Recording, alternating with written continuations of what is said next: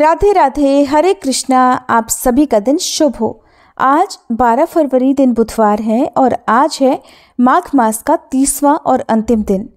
आज माघ पूर्णिमा भी है और आप सभी को माघ पूर्णिमा की भी बहुत बहुत शुभकामनाएं। आज की कथा और महात्म्य शुरू करने से पहले मेरा आप सभी से अनुरोध है कि आज आप हमारे चैनल पर माघ पूर्णिमा और श्री सत्यनारायण भगवान की कथा भी जरूर सुनिएगा। इन वीडियोस को भी आप अपना भरपूर प्यार दीजिएगा। और आज माघ स्नान का अंतिम दिन भी है। ऐसे में अगर आप महाकुंभ में ना जा पाए हों, पवित्र गंगा जी में स्नान न कर पाए हों, तो कथा के माध्यम से भी आप अपने तन और मन को शुद्ध करके महाकुंभ में स्नान करने का पुण्य प्राप्त कर सकते हैं। इस वीडियो के लास्ट में आपको आज महाकुंभ स्नान की कथाएं भी सुनाई जाएंगी। आप कथाओं को पूरा जरूर सुनिएगा। आराध्य देव का आश्रय जब गुरु द्वारा मिलता है तो प्रभु से एक संबंध बन जाता है। ऐसा अटूट संबंध कि फिर कभी तोड़े नहीं टूटता। अगर हमसे भजन नहीं भी हो पा रहा हो तो भी हमारी भगवत प्राप्ति निश्चित है, अगर हमारा प्रभु से दृढ़ संबंध है तब। और अगर संबंध दृढ़ है तो हर सांस में भजन होता है, हर बात में भगवान का ही जिक्र होता है और भगवान संबंध का निर्वाह तो जरूर करते हैं। आप भगवान से जैसा भी संबंध जोड़ेंगे, भगवान उसी के अनुसार आपके साथ अपना संबंध स्थापित करेंगे और अपनी लीलाएं भी उसी के अनुरूप करेंगे। विठलनाथ जी यानी गोसाई जी ठाकुर जी के प्रति वात्सल्य भाव रखते थे। वो ठाकुर जी को अपना पुत्र मानते थे। वह वल्लभ संप्रदाय के प्रवर्तक श्री वल्लभाचार्य जी के द्वितीय पुत्र थे। एक बार क्या हुआ कि विठलनाथ जी श्रीनाथ जी को दूध पिला रहे थे। ठाकुर जी ने एक घूंट दूध पिया और कटोरा हटा दिया, जैसा कि नन्हे नन्हे बालक अक्सर किया करते हैं। जब उन्हें कोई चीज पसंद नहीं आती तो वो ऐसे ही हाथ से अपने कटोरा सामने से हटा देते हैं। तो श्रीनाथ जी ने भी ऐसा ही किया। जब श्रीनाथ जी ने ऐसे कटोरा हटा दिया तो विठलनाथ जी ने पूछा कि क्या हुआ। तो ठाकुर जी कहने लगे, आज तो आपने बहुत सी मिश्री डाल दी और दूध आज बहुत मीठा हो गया है, मुझसे नहीं पिया जा रहा। तो विठलनाथ जी ने एक पिता के समान कहा, कोई बात नहीं, आज इसे ऐसे ही पी लो। तो ठाकुर जी ने मुंह बनाते हुए एक आज्ञाकारी बालक की तरह दूध पी लिया। अगली बार विठलनाथ जी को याद रहा कि श्रीनाथ जी को ज्यादा मीठा दूध पसंद नहीं है, तो आज उन्होंने दूध में कम मिश्री मिलाई। अब आज ठाकुर जी ने एक घूंट पिया और फिर कटोरा हटा दिया। तो विठलनाथ जी ने पूछा, आज क्या हुआ। तो ठाकुर जी क्या बोले कि आज तो दूध फीका है। विठलनाथ जी ने कहा, कोई बात नहीं, फिर भी ऐसे ही पी लो, अगली बार ध्यान रखूंगा। उन्होंने ठाकुर जी को बहुत दुलार किया, मनाया, दुलार किया, तो ठाकुर जी ने सारा दूध पी लिया। अगली बार विठलनाथ जी ने दूध और मिश्री अलग अलग ठाकुर जी को दे दी। कहने लगे, ठाकुर जी, जब कभी मैं मिश्री मिला देता हूं तो आप कहते हैं आज दूध बहुत ज्यादा मीठा है, कम मिलाता हूं तो कहते हैं दूध फीका है। ये लो, आज तो मैं मिश्री और दूध अलग अलग लेकर आया हूं, आपको जितनी मिश्री चाहिए उतनी खुद ही मिला लीजिए। ठाकुर जी ने देखा तो पूछने लगे, आज आपने ऐसा क्यों किया। तो विठलनाथ जी मायूस होकर कहने लगे, क्या करूं, मेरे द्वारा मिलाई हुई मिश्री आपको पसंद जो नहीं आती, आज खुद ही मिला लो। ठाकुर जी ने कहा, ऐसे मासूमियत से कहा कि मैं तो आपका बालक हूं और बालक को मिलाना थोड़ी आता है, और दौड़कर विठलनाथ जी की छाती से लिपट गए। बिल्कुल वैसे ही जैसे एक नन्हा बालक अपने पिता से लिपट जाता है और फिर पूछता है कि क्या आप मुझसे नाराज हो गए हो। तो जैसे एक नन्हा सा बालक अपने पिता को मनाने की कोशिश करता है, ठीक वैसे ही ठाकुर जी ने पूछा, मुझसे नाराज हो गए क्या। अच्छा ठीक है, आज आप ही मुझे मिश्री दूध घोलकर पिला दो, मैं तो आपका बालक हूं ना। बस फिर क्या था, विठलनाथ जी के तो आंसू निकलने लगे मारे स्नेह के। फिर एक दिन विठलनाथ जी ने ठाकुर जी को सुलाने के लिए उनकी शैया और बिछौना तैयार किया। तो ठाकुर जी कहने लगे, ये शैया ठीक नहीं है। विठलनाथ जी दूसरी शैया ले आए। तो ठाकुर जी कहने लगे, ना, ये बिछौना भी ठीक नहीं है। विठलनाथ जी अब दूसरा और बिछौना लेकर आ गए। ठाकुर जी कहने लगे, ना, ये वाला रंग मुझे पसंद नहीं। ठीक वैसे ही जैसे एक नन्हा बालक नखरे दिखाता है, अपनी जिदें पूरी करवाता है। विठलनाथ जी अब दूसरे रंग का बिछौना ले आए। अब तो ठाकुर जी बार बार अलग अलग तरीके से बहाने बनाकर सोने से मना करने लगे। अब गोसाई जी तो पसीना पसीना हो गए, आधी से ज्यादा रात बीत चुकी थी। तो कहने लगे, अच्छा अब आप ही बता दो आपको कौन सी शैया और कौन से रंग का बिछौना पसंद आएगा। तो ठाकुर जी ने क्या कहा, ना, आज तो मैं किसी शैया किसी बिछौने पर नहीं सोने वाला, आज तो मैं आपकी गोदी में सोऊंगा। गोसाई जी ने सुना तो उन्हें हृदय से लगा लिया और फिर रात भर ठाकुर जी इनकी गोद में ही सोए। अब एक बार क्या हुआ कि गिरिराज गोवर्धन जी से एक बंदर आया और उसने आकर ठाकुर जी को डरा दिया। श्रीनाथ जी रोने लगे, बिल्कुल वैसे ही रोने लगे जैसे कोई बंदर आकर घुड़की दिखाए तो एक नन्हा सा बालक मारे डर के रोने लगता है। ठाकुर जी भी रोने लगे। गोसाई जी उस समय सेवा में थे। ठाकुर जी भागकर उनकी गोद में आकर बैठ गए और बोले, मुझे बंदर से डर लग रहा है। तो गोसाई जी मन में क्या सोचते हैं कि प्रभु, आपने तो बड़े बड़े भयंकर राक्षसों को मारा है, राम अवतार में आपके साथ वानरों की सेना थी और आज आप एक छोटे से बंदर से डर गए। मेरी तो कुछ समझ में नहीं आ रहा। ये सोचकर थोड़ी देर के बाद जब गोसाई जी सोने गए तो ठाकुर जी ने आज सपने में आकर उनसे क्या कहा, देखो गोसाई जी, एक ही भाव रखो, एक म्यान में दो तलवार नहीं रह सकती। अगर आपने मुझे पुत्र माना है तो पुत्र मानो, और अगर आप भगवान मुझे मानोगे, मेरी लीलाओं का ध्यान करोगे, तो फिर मैं तो ऐसे ऐसे ऐश्वर्य आपको दिखाना शुरू कर दूंगा कि आप पार नहीं पा सकते। मैं तो आपको छोटा सा नन्हा सा बालक हूं ना, तो बंदर से डर रहा हूं, मेरा डर आप ही दूर कर दो। सपने में इस तरह से देखकर गोसाई जी जगे और उन्होंने ठाकुर जी को झट गले लगा लिया। अब एक बार गोसाई जी के यहाँ एक चूड़ियां पहनाने वाली आई तो गोसाई जी ने कहा, मेरी सारी बहुओं को चूड़ियां पहना दो और पैसे मुझसे ले लेना। गोसाई जी के 7 पुत्र और उनकी 7 पुत्र वधुएं भी थीं, लेकिन उन्होंने ये नहीं कहा कि मेरी 7 बहुओं को चूड़ी पहनाओ। उन्होंने तो केवल ये कहा कि मेरी सारी बहुओं को चूड़ी पहना दो। अब उनकी 7 बहुओं ने चूड़ी पहनी और उसके बाद तो श्री राधा ने भी अपने हाथ आगे कर दिए। जैसे ही उस चूड़ी पहनाने वाली ने श्री जी के हाथ देखे तो वो तो आनंद मगन होकर रोने लगी। सोचने लगी कि इतने सुंदर हाथों में पहनाने के लिए तो मेरे पास चूड़ियां ही नहीं हैं।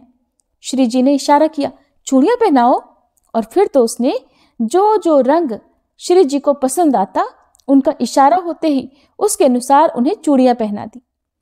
अब जब वह चूड़ी वाली गोसाई जी के पास पैसे लेने गई तो उन्होंने 7 बहुओं के हिसाब से पैसे दिए। तो चूड़ी बेचने वाली बोली कि 7 नहीं 8 बहुओं के पैसे दीजिए। उसने कहा, मैंने आपकी 8 बहुओं को चूड़ियां पहनाई हैं, एक बहू के पैसे आप क्यों कम दे रहे हैं।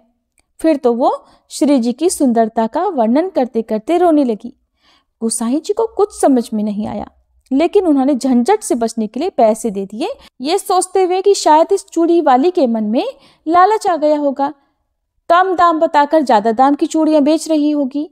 तो उन्होंने बिना कुछ सोचे विचारे एक बहू के और चूड़ियों के पैसे उसको दे दिए। अब जब पैसे दे दिए उसके बाद वह चली गई। अब इधर गोसाई जी रात में सो रहे थे तो श्री जी ने उनसे आकर सपने में कहा, बाबा, आज आप उस चूड़ी वाले से क्यों झगड़ रहे थे? क्या आप ठाकुर जी को अपना पुत्र नहीं मानते? और अगर आप उन्हें पुत्र मानते हैं तो बताइए, क्या मैं आपकी बहू नहीं हुई? अगर आप उससे ये कहते कि मेरी 7 बहुओं को चूड़ी पहना दो तो मैं नहीं जाती, लेकिन आप ही ने तो कहा कि मेरी सारी बहुओं को चूड़ी पहना दो। बस मैंने सुना तो मैंने भी चूड़ियां पहन ली। अब तो गोसाई जी तत्काल नींद से उठे और बैठे बैठे रात भर रोते रहे कि हमारी लाडली जो कितना भाव स्वीकार करने वाली है। अब यहाँ पर भक्तों को एक बात ध्यान में रखने की जरूरत है कि अगर आप गुरु द्वारा दिए गए भाव के अनुसार, गुरु द्वारा बताए गए भाव के अनुसार, या गुरु द्वारा सिखाई गई शिक्षा के अनुसार, या गुरु द्वारा बताए गए संबंध के अनुसार ठाकुर जी की सेवा करेंगे, अपने आराध्य की सेवा करेंगे, तो वो सेवा बहुत जल्दी सिद्ध हो जाती है और आपके आराध्य देव आपसे बिल्कुल वैसे ही बात करने लगेंगे जैसे विट्ठल नाथ जी से किया करते थे। और भक्त की हर बात को जो आराध्य देव हैं वो हर क्षण सुन रहे होते हैं, बस देर है उनसे संबंध स्थापित करने की। गोसाई जी की बात सुनकर उनके मन के भाव को जानकर श्री जी चूड़ी पहनने चली गई। हमारा प्रभु के लिए भाव और संबंध दृढ़ होना चाहिए, चाहे कैसी भी परिस्थिति हो, उनके ऊपर से विश्वास कभी डगमगाना नहीं चाहिए। और जैसा गुरुदेव द्वारा भाव हम रखेंगे वैसा ही अनुभव हमारे आराध्य देव हमें जरूर करवाएंगे। अब एक बार क्या हुआ कि विट्ठल नाथ जी ठाकुर जी को भोग लगा रहे थे तो उन्हें भोग में एक तिनका दिख गया। उन्हें बड़ा दुख हुआ कि ठाकुर जी की सेवा में असावधानी बरती जा रही है। तो उन्होंने अपने लाडले ठाकुर जी की सेवा में हो रही असावधानी के कारण उन सब लोगों का त्याग करके अब संन्यास लेने का निर्णय कर लिया। सारे लोग सुनकर बड़े दुखी हुए और उनसे माफी मांगकर उनसे रुकने को कहने लगे। अब वो ठाकुर जी से आज्ञा लेने गए तो ठाकुर जी तो बड़े उदास हुए। उन्होंने कहा कि फिर तो एक गेरुआ वस्त्र मुझे भी मंगवा दो, मैं भी संन्यास लेकर तुम्हारे ही साथ जाऊंगा, मैं तुम्हारे बिना नहीं रह पाऊंगा। गोसाई जी ने तो ठाकुर जी को गले से ही लगा लिया। अब ठाकुर जी ने कहा, अगर गले से लगा रहे हो ना तो मेरी बात भी मान लो, यहीं रुक जाओ। अगर मेरी सेवा में हो रही गलतियों के लिए मुझे दुख नहीं हो रहा, मेरी जो कमियां हो रही हैं सेवा में उनसे मुझे दुख नहीं हो रहा, तो फिर आपको क्यों हो रहा है? गोसाई जी ने कहा, आप मेरे पुत्र हो और मेरे लल्ला के भोग में भला तिनका कैसे आ सकता है? और ये बात तो हम सबको भी ध्यान में रखनी चाहिए। जिन जिन भक्तों के घर में ठाकुर जी विराजमान हैं, ये ध्यान में रखना चाहिए कि हम सिर्फ विग्रह की सेवा नहीं कर रहे, किसी मूर्ति की सेवा नहीं कर रहे, बल्कि हमारे यहाँ तो साक्षात भगवान विराजमान हैं। और हमें भी इसी भाव से सारी सेवाएं बिना गलती के, बिना त्रुटि के करनी चाहिए। ठाकुर जी का ध्यान बिल्कुल उसी तरह से रखना चाहिए जैसे किसी एक व्यक्ति का किसी एक जीते जागते इंसान का रखा जाता है। विठलनाथ जी वल्लभाचार्य जी के द्वितीय पुत्र थे। वल्लभाचार्य जी के गोलोक गमन के बाद उनके ज्येष्ठ पुत्र श्री गोपीनाथ जी आचार्य गद्दी पर बैठे। कुछ समय के बाद गोपीनाथ जी का भी गोलोक गमन हो गया।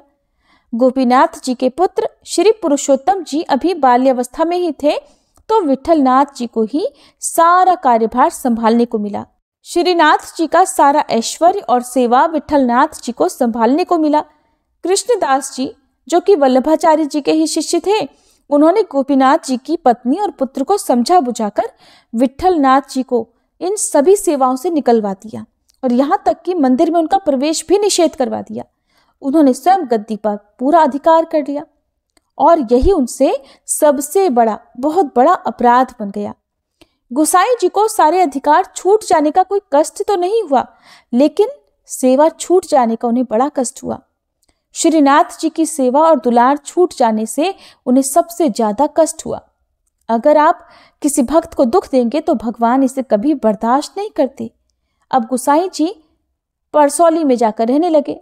अब वे वहां तक आते जहां से दूर से श्रीनाथ जी की ध्वजा दिखाई देती और वहां से मंदिर की तरफ देखकर वे रोने लगते, कहने लगते, क्या करूं, आपने सेवा का मौका ही छीन लिया। अब एक रामदास जी नाम के सेवक ठाकुर जी की सेवा में थे। वो गोसाई जी की परिस्थिति से परिचित थे। हालांकि श्री कृष्णदास जी ने उन्हें भी विठलनाथ जी से मिलने से मना कर दिया। सब लोगों से कह दिया कि कोई भी विठलनाथ जी से ना मिले, ना ही उनकी किसी तरह से कोई भी सहायता करे। लेकिन फिर भी वो रोज कुछ समय निकालते और विठलनाथ जी को श्रीनाथ जी का पान बीड़ा प्रसाद में देते। गोसाई जी रोज अपने हाथों से ठाकुर जी के लिए फूलों का हार बनाते और ठाकुर जी को पहनने के लिए रामदास जी को दे देते। वे रोज एक दैन्यता का श्लोक भी लिखते और रामदास जी से उसे ठाकुर जी से सुनाने को कहते। बादशाह अकबर को विठलनाथ जी के बारे में पता चला तो उसने श्री कृष्णदास जी को गिरफ्तार करने का आदेश दिया। ये सुनकर विठलनाथ जी ने अन्न और जल त्याग दिया। जब बादशाह अकबर को ये बात पता चली कि विठलनाथ जी ने अन्न और जल त्याग दिया है तो उसने श्री कृष्णदास जी को सादर छोड़ दिया।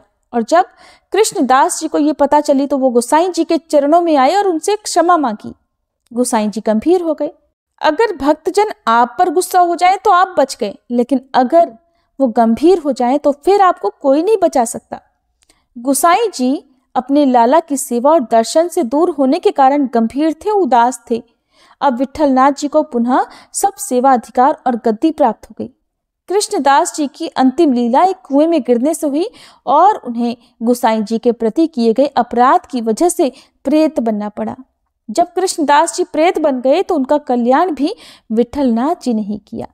तो ऐसी होती है ठाकुर जी की लीलाएं अपने भक्तों के साथ में, और ऐसे होते हैं अटूट और सच्चे संबंध ठाकुर जी और उनके भक्तों के बीच में। महाकुंभ का आयोजन हर 12 सालों में प्रयागराज, हरिद्वार, उज्जैन और नासिक में होता है। ये पर्व न केवल आध्यात्मिकता का प्रतीक है बल्कि इसके पीछे अनेकों पौराणिक कथाएं जुड़ी हुई हैं। जैसे कि जब देवताओं और असुरों ने मिलकर समुद्र मंथन किया तो उसमें से 14 रत्न निकले। इनमें से एक अमृत कुंभ यानी अमृत कलश था, जो अमृतत्व का वरदान प्रदान करता था। अमृत को लेकर देवता और असुरों में विवाद हुआ। विष्णु भगवान ने मोहिनी रूप धारण कर अमृत को देवताओं में बांटने की योजना बनाई।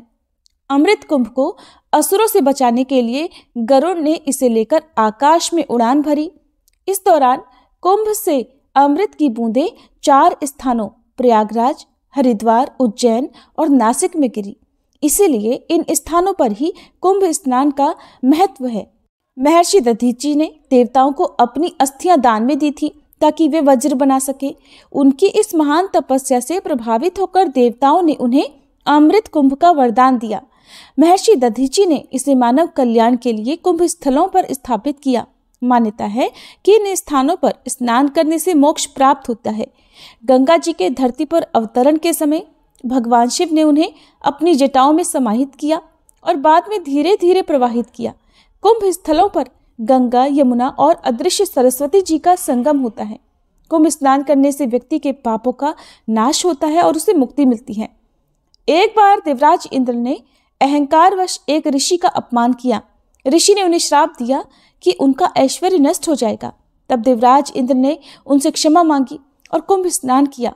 इस स्नान से इंद्र ने अपने पापों से मुक्ति पाई और उनका ऐश्वर्य पुनः स्थापित हुआ। राजा भगीरथ ने अपने पूर्वजों को मोक्ष दिलाने के लिए तपस्या की और गंगा जी को धरती पर लाए। कुंभ के समय गंगा स्नान करने से पूर्वजों का उद्धार होता है और उनकी आत्मा को शांति मिलती है। कुंभ मेले में स्नान को अमृत के समान माना जाता है। इस पवित्र स्नान से व्यक्ति सभी पापों से मुक्त हो जाता है और उसे ईश्वर की कृपा प्राप्त होती है। महाकुंभ स्नान से आत्मा को शुद्धि मिलती है और मनुष्य को अपने जीवन का वास्तविक उद्देश्य प्राप्त होता है। एक बार त्रिलोकी के स्वामी भगवान शिव और माता पार्वती जी कैलाश पर्वत पर बैठे हुए थे। माता पार्वती ने कुंभ मेले की चर्चा सुनी। तब भोलेनाथ से पूछा, स्वामी, कुंभ मेले में इतना बड़ा जनसमूह क्यों एकत्रित होता है? क्या लोग सचमुच अपनी भक्ति और कर्मों से अमृत फल प्राप्त करते हैं? तब शिव जी मुस्कुराए और बोले, देवी, हर किसी के मन की गहराई में झांकने का यही समय है। चलो आज हम मानवता की परीक्षा लेते हैं। तब भगवान शिव और माता पार्वती ने साधु और वृद्धा का वेश धारण किया। भगवान ने अपने जटाजूट को अस्त व्यस्त कर दिया और माता ने फटे पुराने कपड़े धारण कर लिए। वे एक कमजोर असहाय दंपत्ति के रूप में प्रयागराज के कुंभ स्नान स्थल पर पहुंचे। स्नान घाट पर एक बड़ा व्यापारी सोने चांदी के आभूषण पहनकर स्नान करने के लिए जा रहा था। शिव जी और पार्वती जी ने उसके पास जाकर कहा, सुनिए, हम बहुत भूखे हैं, 3 दिनों से अन्न का दाना तक नहीं खाया, कृपया कुछ मदद कीजिए। व्यापारी ने उन्हें घूरते हुए कहा, मेरे पास समय नहीं है, पहले स्नान करूं फिर देखूंगा। स्नान के बाद भी व्यापारी ने ध्यान नहीं दिया और वहां से चला गया। तब भगवान शिव ने माता पार्वती की ओर देखा और कहा, भक्ति में दिखावा करने वालों का यही हाल है। फिर घाट पर एक पंडित अपने शिष्य के साथ वेद पाठ कर रहा था। शिव जी ने उनसे कहा, महात्मा, कृपया हमारी भूख मिटाने में हमारी मदद कीजिए। पंडित ने हंसते हुए कहा, मैं यहाँ पर केवल धर्म प्रचार के लिए आया हूँ, मदद के लिए नहीं। शिष्य ने भी अपने गुरु की नकल करते हुए उन्हें अनदेखा कर दिया। शिव जी ने मन ही मन कहा, जो वेदों का पाठ करे लेकिन दया का पाठ ना समझे, उसकी विद्या व्यर्थ है। आखिरकार शिवजी और पार्वती जी एक गरीब दंपत्ति के पास पहुंचे। वे दोनों खुद फटे कपड़ों में थे और केवल सूखी रोटियां खा रहे थे। भगवान शिव ने कहा, हम बहुत भूखे हैं, कृपया कुछ खाने को दें। गरीब दंपत्ति ने बिना कुछ सोचे अपनी रोटियां उन्हें दी और कहा, हम तो रोज इसी हालत में रहते हैं, लेकिन इस समय आपकी मदद करना हमारा धर्म है। पार्वती जी ने दंपत्ति से पूछा, तुम्हारे पास तो खुद कुछ नहीं है, फिर भी तुमने हमारी सहायता क्यों की? तब दंपत्ति ने कहा, माता पिता, अगर हमारी छोटी मदद से आपका जीवन बच सके तो यही तो हमारा पुण्य है। फिर भगवान शिव और माता पार्वती अपने असली रूप में प्रकट हो गए। गरीब दंपत्ति हैरान होकर उनके चरणों में गिर पड़े। भगवान शिव ने उन्हें आशीर्वाद दिया कि तुम्हारी दया और निस्वार्थता ने हमें प्रभावित किया है, तुम्हें अमृत के समान सुख और मोक्ष प्राप्त होगा। फिर भगवान शिव ने स्नान घाट की ओर देखा और गंभीर स्वर में कहा, सच्चा कुंभ स्नान वही है जहां मनुष्य अपने भीतर की करुणा और दया को जागृत करे। बिना दया और सच्चे कर्म के अमृत भी व्यर्थ है। तो कुंभ स्नान केवल एक परंपरा ही नहीं है, बल्कि ये आत्मा की शुद्धि और परोपकार का प्रतीक है। भगवान शिव और माता पार्वती ने ये कथा हमें सिखाने के लिए रची कि सच्ची भक्ति दूसरों की सेवा और सहानुभूति में ही निहित है। एक बार कैलाश पर्वत पर भगवान शिव और माता पार्वती मानव जाति की भक्ति और कर्मों के विषय में चर्चा कर रहे थे। माता पार्वती ने पूछा, स्वामी, लोग कहते हैं कि कुंभ मेले में स्नान करने से सारे पाप धुल जाते हैं, लेकिन क्या केवल स्नान करना ही पर्याप्त है? क्या उनके कर्म और नियत का कोई मोल नहीं? तब भोलेनाथ ने मुस्कुराते हुए उत्तर दिया, देवी, भक्ति और कर्म का वास्तविक स्वरूप केवल कठिन परिस्थितियों में ही प्रकट होता है। चलो आज हम खुद लोगों की परीक्षा लेते हैं। तब भगवान शिव ने फटे पुराने वस्त्र धारण किए और अपने दिव्य तेज को छुपा लिया। वे अब एक वृद्ध कमजोर व्यक्ति के रूप में दिखने लगे। उधर माता पार्वती जी ने भी सादे वस्त्र धारण किए और एक साधारण ग्रामीण महिला का रूप धारण किया। फिर दोनों प्रयागराज के कुंभ मेले में पहुंचे, जहां लाखों लोग स्नान और धर्म कर्म के लिए एकत्रित हुए थे। घाट के पास एक धनी व्यापारी अपने परिवार और सेवकों के साथ स्नान करने आया। वह सोने चांदी के आभूषणों से लदा हुआ था। शिव जी ने उसकी ओर बढ़कर कहा, भाई, मेरी पत्नी और मैं भूखे हैं, क्या तुम हमें कुछ भोजन दे सकते हो? व्यापारी ने उनकी हालत देखकर घृणा से कहा, तुम जैसे भिखारी हर जगह नजर आते हैं। मैं यहाँ पूजा करने आया हूँ, दान देने नहीं। अब भगवान शिव ने माता पार्वती की ओर देखा और कहा, जो धन अपने स्वार्थ के सिवा किसी और के काम न आए वो व्यर्थ है। कुछ दूरी पर कई पंडित बैठकर शास्त्रों पर चर्चा कर रहे थे। शिव जी उनके पास गए और कहा, महात्मन, हमें आपकी मदद चाहिए। मेरा शरीर कमजोर है और मैं चलने में असमर्थ हूं। क्या आप मुझे उठाकर घाट तक ले जा सकते हैं? पंडितों ने उनकी ओर देखा और कहा, हम यहाँ पर विद्या के प्रचार और यज्ञ के लिए आए हैं। हमारे पास तुम्हारी मदद करने का समय नहीं है, और तुम्हारी दशा देखकर तो लगता है कि तुम अपने ही कर्मों का फल भोग रहे हो। माता पार्वती ने मन ही मन सोचा, जो वेदों का ज्ञान रखते हैं पर दया से शून्य है, उनकी विद्या निरर्थक है। घाट से थोड़ी ही दूरी पर एक संकरी पगडंडी थी, जहां गंगा का पानी बहने से कीचड़ जमा हो गया था। भगवान शिव ने जानबूझकर उस पगडंडी से गुजरने का नाटक किया और अचानक उनका पैर फिसल गया। वे गहरे कीचड़ में गिर गए और बाहर निकालने के लिए संघर्ष करने लगे। तब माता पार्वती ने मदद के लिए पुकार लगानी शुरू की, कोई है? कृपया मेरी मदद करें, मेरे स्वामी कीचड़ में फंसे हुए हैं। थोड़ी देर के बाद एक राजकुमार अपने घुड़सवारों और सैनिकों के साथ वहां से गुजरा। माता पार्वती ने उससे विनती की, राजन, कृपया मेरी मदद करें, मेरे बूढ़े स्वामी कीचड़ में फंस गए हैं। राजकुमार ने घोड़े से उतरने की बजाय दूर से ही कहा, मैं कुंभ के पवित्र जल में स्नान करने जा रहा हूँ, कीचड़ में उतरकर अपने कपड़े खराब करना मेरे लिए ठीक नहीं। राजकुमार ने अपने सैनिकों को भी रोक दिया और वहां से चला गया। भगवान शिव ने मुस्कुराते हुए कहा, जो राजा अपनी प्रजा की सहायता ना करे वो केवल सिंहासन का भार उठाता है, धर्म का नहीं। तभी एक किसान जो अपनी बैलगाड़ी में थोड़ा अनाज लेकर घाट की ओर जा रहा था वहां रुका। उसने माता पिता की करुण पुकार सुनी तो तुरंत बैलगाड़ी से उतरकर कहा, माता, क्या मैं आपकी मदद कर सकता हूँ? किसान कीचड़ में उतरने ही वाला था कि पीछे से एक अपाहिज भिखारी जो लाठी के सहारे चल रहा था वहां पहुंच गया। उसने कहा, भाई, तुम्हारे पास तो अनाज है, तुम्हारे कपड़े गंदे हो जाएंगे, लेकिन मुझे कोई फर्क नहीं पड़ेगा। मैं बूढ़ा हूं और जीने के लिए मुझे कुछ ज्यादा नहीं चाहिए, मैं इनकी सहायता करूंगा।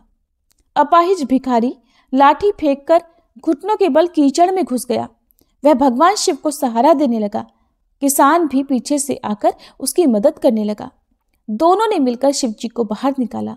जैसे ही भगवान शिव बाहर आए, उन्होंने और माता पार्वती ने अपने वास्तविक रूप प्रकट किए। किसान और भिखारी दोनों ये देखकर अचंभित हो गए और उनके चरणों में गिर पड़े। भगवान शिव ने कहा, तुम दोनों ने निस्वार्थता और दया का जो उदाहरण प्रस्तुत किया है वही सच्ची भक्ति है। तुम दोनों को जीवन भर सुख और समृद्धि का आशीर्वाद मिलेगा।